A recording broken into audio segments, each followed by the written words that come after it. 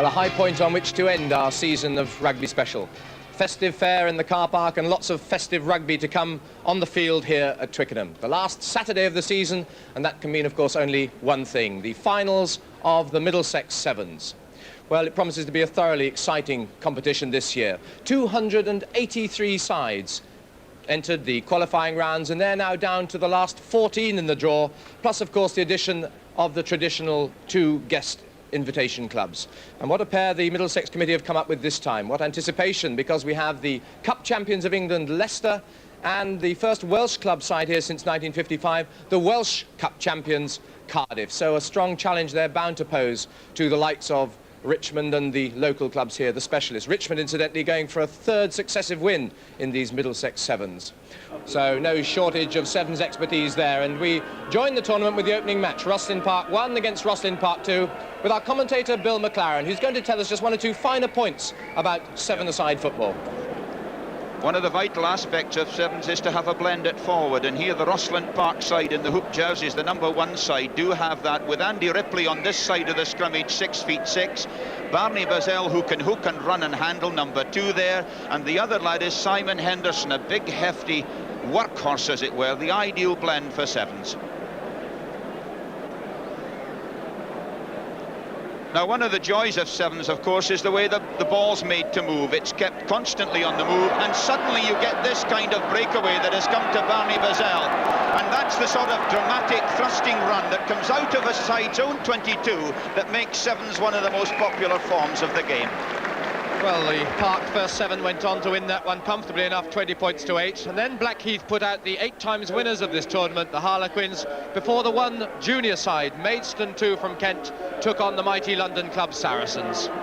So just a minute into the second half, and Saracens ahead by 4 points to 0 in a very scrappy tie. But here Maidstone 2, who are very popular, of course, with the big crowd, the kind of underdogs, and feeding it very nicely out there to the wing. Kevin Bassam trying to run out from his own 22, chased all the way there by Andrew Harrower. Derek Bickford going,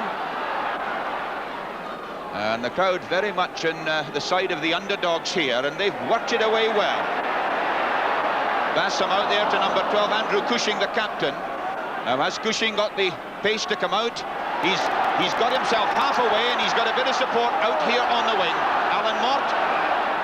Alan Mort, who knows what it is, his 7th appearance in the Middlesex Sevens finals, and they've handled magnificently here, Maidstone 2. Listen to this tremendous crowd support for them. The break there by Bassam, and I think he might well get to the line. Chased all the way by Kamara, but that's the equalising try. 4-4, and that's brought the crowd to their feet. Maidstone 2 are level with Saracens.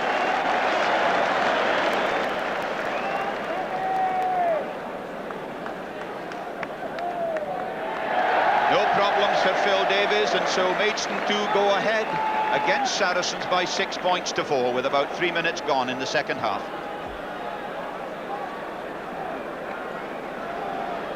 Just about a couple of minutes of the tie remaining. Maidstone 2 ahead by 6 points to 4. Now it's out there from Steadman. Satchel to Harrower. Harrower's a big, powerful fellow. He's taken a man out. He's given Kamara a chance. Kamara coming inside. He may have been taken out. Let's see what the referee decides. Kamara had followed up, but the penalty has been given for the initial obstruction after the kick ahead. Kamara taken out after he'd kicked, and the penalty at the place where the ball alighted.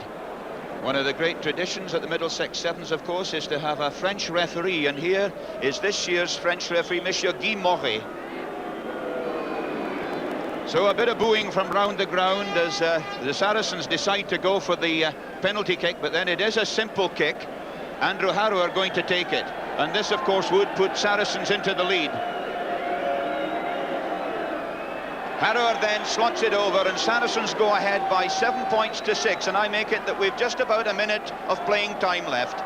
And that penalty for Saracens was just enough to see them scrape home against the plucky Maidstone side. Then it was the turn of the first of the guest teams, Leicester, and could they crown their centenary season, already the John Player Cup winners, on their return to Twickenham?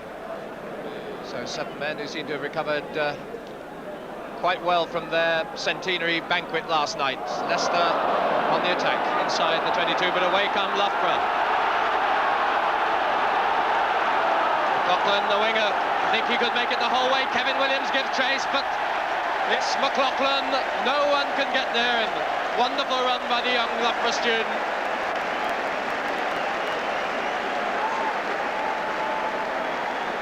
So Cusworth restarts then for Leicester on their 4th appearance in these Twickenham finals, through possession of Ian Smith down the line from Andy Key. Cusworth again.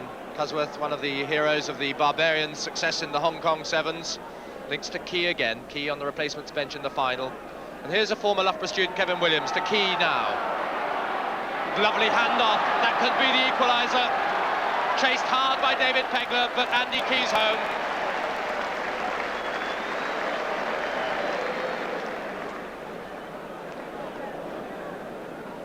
Smith, Wheeler, Richardson, Stokes, Wood, Pegler for Loughborough. Back to Ian Wright. Ball not in straight. Quick tap by Kenny, Cusworth. Wheeler. Snaffled and just lucky to get away with that. Kenny.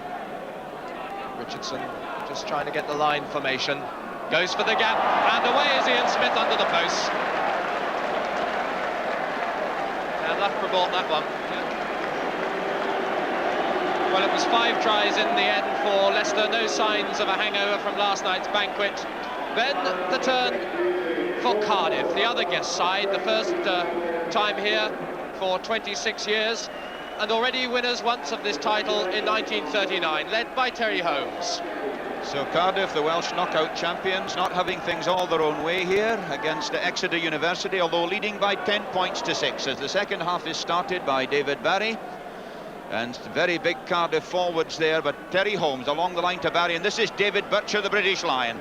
Now neatly out there to Derek Priest. Priest coming, Priest feeding the ball out to Barry, but Priest may well have tweaked a hamstring as he tried to do that. Now it's Lakin to Butcher, Butcher to Terry Holmes, the international scrum half driving on, a marvellous sidestep. He's got the strength to get him there. The referee, though, has given the try. And that could well be the try that takes Cardiff through to the next round.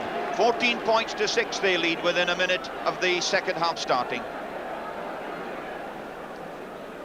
Carl Swain coming on to replace the injured Derek Priest. Through it, the tiny scrum half, just 5'8", and a huge man, Colin Pinniger, taking the ball now. The line here to Thornley, Pinniger again. Working it nicely to Rob Johnston. Johnston going through the gap, he'll get it tremendous here, he's absolutely clear. And that try really is a shock for Cardiff because it cuts their lead to 14 points to 10, with I make it about 4 minutes of the second half gone. Simon Hogg. He gets it through neatly, so it's 14 points to 12. And what, about 2.5 minutes to go?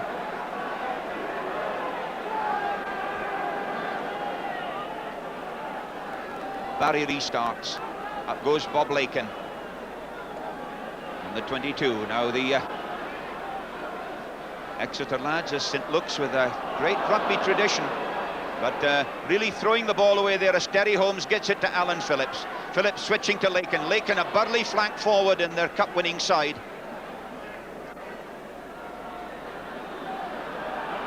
So it's Edwards powering his way forward, and it was sheer strength and drive that got him there. Kevin Edwards, who came in as a late replacement, and that may well be the try that takes Cardiff through to the next round. And it certainly was. Good effort, though, by the Exeter students to push the Welsh champions the whole way. And then London Welsh cruising home against the Wasps, looking most impressive in their opening match. Before it was the London Battle of the Exiles. So we're over a minute into the second half, and the two old Exiles clubs still all square at 4-all. Bates feeds out there or trying to feed out, but Jim Bates absolutely frustrated there in trying to get his service away. Yeah, and he's got something to say about it as well. Through there went Mike Sparks, but it's picked up there by Andrew Short. Now along the line to McQuater, and he's got Gordon Wood outside him. Gordon Wood, former Harlequin, Cambridge University, to McQuater. McQuater acting as the main link man here, but caught by Steve Campbell. Still inside London Scottish territory. Great chance here for Jimmy Bates, and Bates is going to put the London Irish side into the lead. Couple of minutes of the second half gone, and London Irish go ahead by 8 points to 4. David Walsh added a further penalty to seal London Irish's glory and put them through some great scavenging by the Irish against a rather lacklustre London Scottish effort. A real upset, which left us to the final tie of the round, a repeat of last year's sixth-round draw, with Borough Road College drawn against the reigning champions Richmond.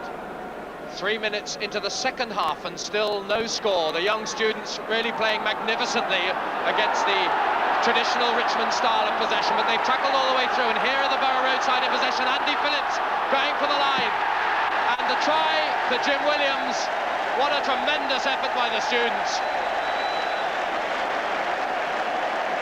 And this really has been a magnificent performance by the fit youngsters, average age of just over 20, and they've prevented Richmond making any breaks whatsoever. They've tackled man for man, and now asserting their authority with that superbly won scrummage possession, and the good work by Andy Phillips and then Jim Williams to score the try that breaks the deadlock with just about 3 minutes to go. 2 more points from Nicholas Morgan, and a 6-0 lead it is. What a surprise this one for Borough Road against Richmond. We're moving now into injury time, and Borough Road on the threshold of a great triumph, and that will help their cause with the obstruction in the line out. And are Richmond to go out in this final tie of the finals rounds, bidding as they have this year to win the title for a 3rd time in a row. Andy Bruin, Ian Gittins, but Borough Road quite happy to see that ball in touch. More time wasted, and 6 points looks as though it could be just enough for Borough Road to create the real shock at these Middlesex Sevens. Back there, Andy Bruin alongside Rick Pearson. Desperate situation now. But while the ball's alive, so is Richmond's hope. Ian Ray. And still injury time being added on. We've had a minute of injury time now. And Richmond unable to stretch the line, and in fact the final whistle goes. The crowd in triumph salute Borough Road for a magnificent effort to put out the holders Richmond in the opening tie at the end of this first round. What a triumph for the students. Some confirmation then of that remarkable result. Borough Road College 6 points, Richmond 0, which left then the quarter-final lineup looking like this, with the perhaps 2 surprise inclusions, London Irish and of course Borough Road, scheduled to meet each other in the last tie, but the first quarter-final brought together Rosslyn Park 1 against Blackheath. 2 minutes into the second half, and Rosslyn Park and Blackheath locked at 4 points all, up in the Blackheath 22.